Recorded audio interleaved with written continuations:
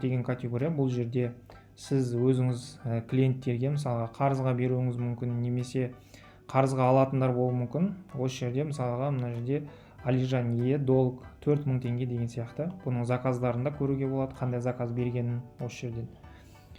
Немесе осы жаңағы Алижан Е дегенге осы сенің осындай қарызың бар, немесе осыншаға сауда жасадың деп WhatsApp арқылы ссылка өзінің чегін жіберуге болады.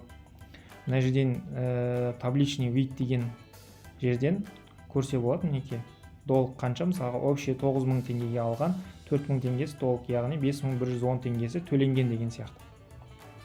Осы жерден создать новый аккаунт деп, бұны клиентский база ретінде қолдансаңыздар да болады.